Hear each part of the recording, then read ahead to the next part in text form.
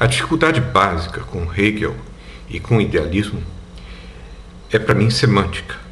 A noção de mental interno só faz sentido se oposta à noção do não mental externo, do material.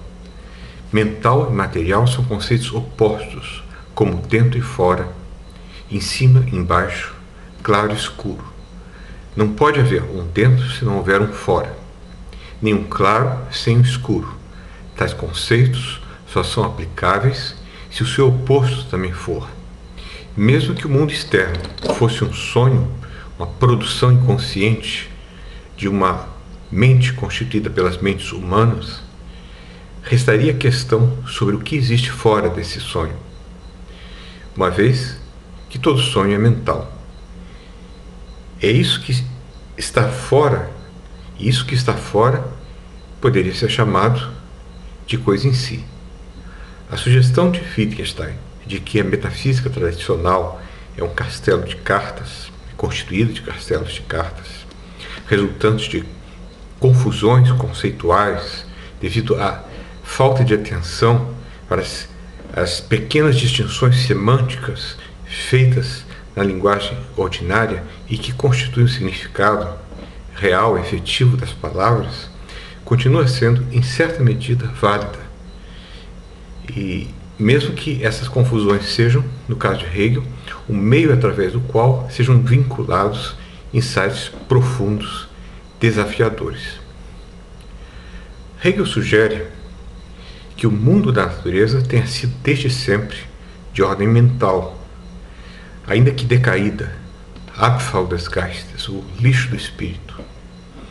Esse universo-mente absoluto evoluiu dialeticamente em um longo processo teleológico que chegou a produzir seres vivos capazes de sentir.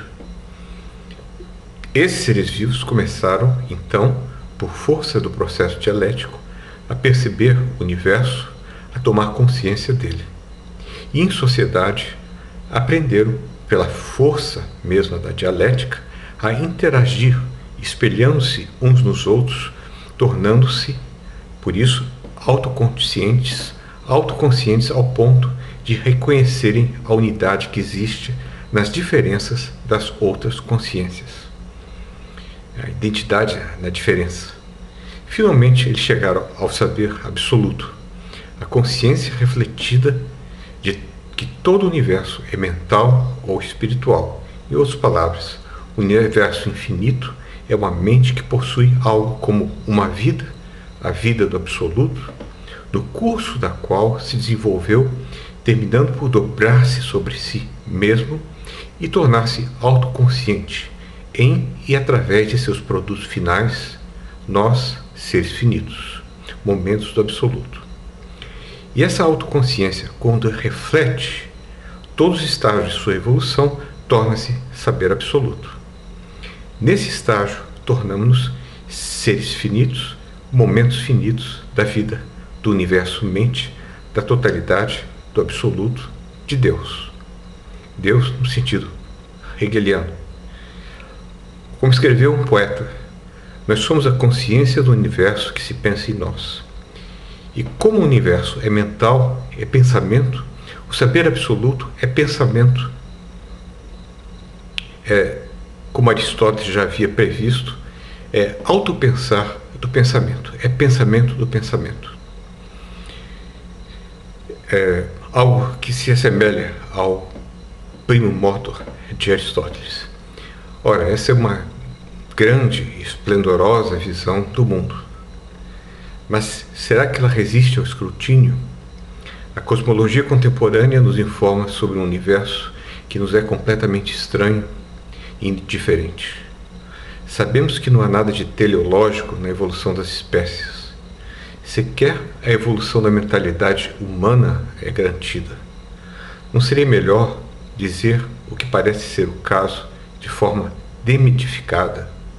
Assim, por exemplo, se em alguns lugares ínfimos do universo, casualmente, as condições que possibilitam a matéria viva foram dadas, e a evolução produziu seres capazes de percepção e consciência de si mesmos, e do universo material fora deles, do universo que os produziu. Nesse domínio há uma produção de complexidade que, eu admito, demanda explicação. Essa é uma maneira de pensar geralmente admitida, mas o que Hegel sugere parece ser pouco mais do que uma forma poética e mitificada de dizer as coisas, que no início do século XIX ainda mantinha plausibilidade, mas que hoje passou a um status comparável ao da mitologia. Eu acho que o melhor de Hegel são os inúmeros insights socioculturais, históricos, ainda hoje irresgatados, desde a ideia geral de historiar os estágios da evolução da consciência humana e os estágios da evolução das religiões e das artes, até insights mais específicos, como o de que a autoconsciência deve a sua integridade à oposição de autoconsciências do mesmo nível e grau de liberdade, ou de que a arte é a manifestação da verdade universal no meio material concreto, ou de que a religião é uma forma pictórica e figurativa de se apontar para alguma coisa mais abstrata e relevante, que, não obstante, não parece ser o objeto do saber absoluto, da natureza mental da totalidade, como sugere a filosofia hegeliana. Grandes confusões conceituais, genialmente veiculadas, articuladas, trazendo consigo inúmeras sementes de verdade à espera de solos férteis, e é isso que faz de Hegel um clássico. Se a filosofia contemporânea não fosse, em geral, tão pobre e aquém do que deveria ser, eu diria que a filosofia tradicional está para a filosofia contemporânea como a mitologia está para a filosofia tradicional.